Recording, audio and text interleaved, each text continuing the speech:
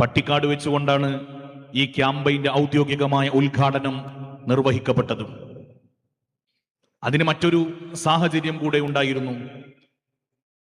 പട്ടിക്കാട് വന്ന് സമസ്ത കേരള ജംഇയ്യത്തുൽ ഉലമയെയും പരിശുദ്ധമായ അഹ്ലുസുന്നത്തി വൽ ജമാഅത്തിനെയും മോശമായ രൂപത്തിൽ ആരോപണങ്ങൾ ഉന്നയിച്ച് പ്രസംഗിച്ച് ആ പ്രസംഗത്തിന്റെ ഒരു മറുപടി കൂടിയായിരുന്നു അത്. എന്നാൽ ഇങ്ങനെ മറുപടി പറയുകയും ആ മറുപടി സാമൂഹ്യ മാധ്യമങ്ങളിലൊക്കെ വ്യാപകമാവുകയും ചെയ്തപ്പോ സ്വാഭാവികമായും അവർക്ക് സമ്മർദ്ദങ്ങൾ ഉണ്ടാകും. ഞങ്ങൾ മറുപടി പറയുന്നു എന്ന് കൊട്ടിഘോഷിച്ചുകൊണ്ടൊരു മറുപടി നാടകം അവിടെ നടക്കുകയുണ്ടായി. സത്യം പറഞ്ഞാൽ എന്താണ് പറഞ്ഞത് എന്ന് കേൾക്കാൻ വേണ്ടി ആ പരിപാടി കേട്ടപ്പോ ചെലവഴിച്ച സമയം വെറുതെയായി എന്ന് തോന്നിപ്പോയി.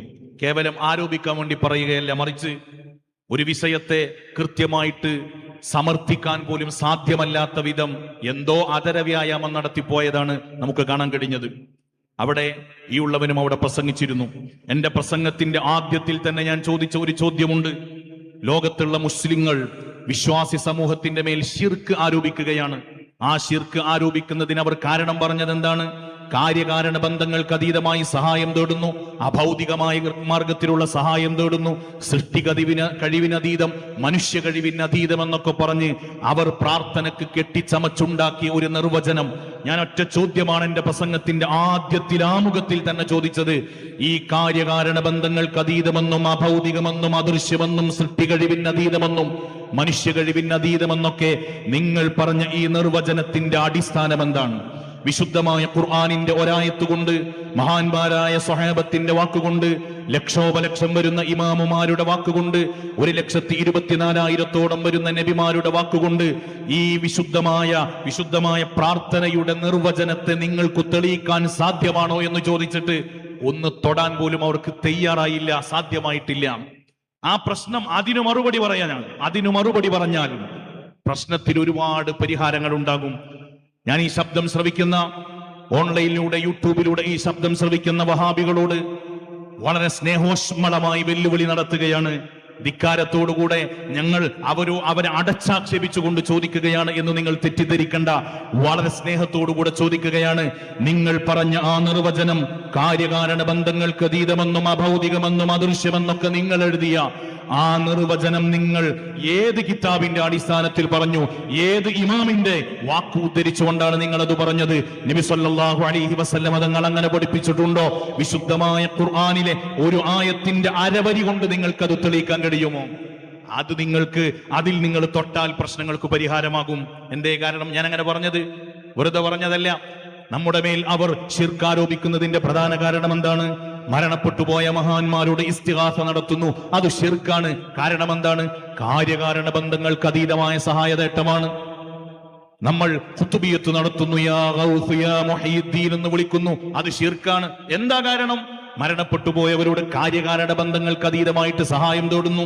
നമ്മൾ നബിദിനാഘോഷം നടത്തുന്നു, നബി സല്ലല്ലാഹു അലൈഹി വസല്ലം തങ്ങളുടെ പൊരുത്തം ആഗ്രഹിച്ചാൽ ശിർക്കാണെന്ന് ഇവർ പറയുന്നു. കാരണം അത് അവരുണ്ടാക്കിയ കാരണമാണ്. അതുപോലെ തന്നെ മങ്കൂസ് മൗലിദ് ഓതുന്നു.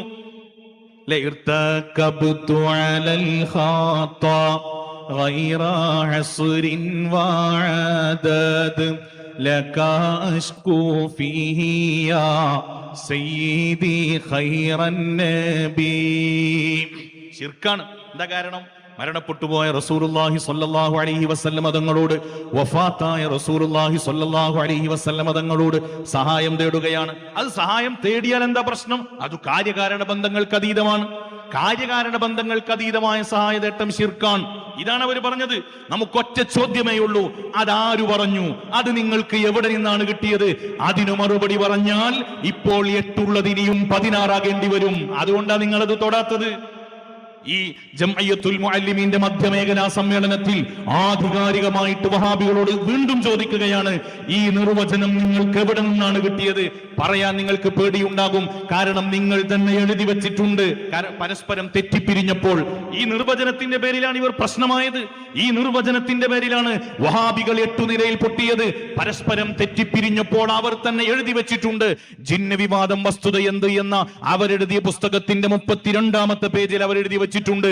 കാര്യകാരണ ബന്ധങ്ങൾക്ക് അതീതമെന്നും അഭൗതികമെന്നൊക്കെ ഈ പ്രാർത്ഥനയുടെ നിർവചനത്തെ വിശുദ്ധ ഖുർആനോ പ്രവാചകനോ പഠിപ്പിച്ചതല്ല, മറിച്ച് നാം ആവിഷ്കരിച്ചെടുത്തതാണ്.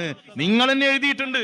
അതുകൊണ്ടാണ് ഞങ്ങൾ ചോദിക്കുന്നത്, ഈ സമൂഹത്തിന്റെ മുമ്പിൽ തുറന്നു പറയാൻ നിങ്ങൾക്ക് നട്ടലുണ്ടോ എന്ന് സ്നേഹത്തോടെ ചോദിക്കുകയാണ്. തൊട്ടതിനും പിടിച്ചതിനൊക്കെ വീഡിയോ ചെയ്യുന്ന ആളുകളുണ്ടല്ലോ. ഹുസൈൻ സലഫി അവിടെ ഉണ്ടല്ലോ, റഫീഖ് മൗലവി അവിടെ ഉണ്ടല്ലോ, ഫൈസൽ മൗലവി അവിടെ ഉണ്ടല്ലോ, അനസ് മൗലവി അവിടെ ഉണ്ടല്ലോ. സർവ്വ മുജാഹിദ് പണ്ഡിതന്മാരെയും ഞങ്ങൾ വെല്ലുവിളിക്കുന്നു. ആർക്കെങ്കിലും മറുപടി പറയാൻ കഴിയുമോ? പട്ടിക്കാട് വെച്ചിട്ട് മറുപടി പറഞ്ഞില്ല.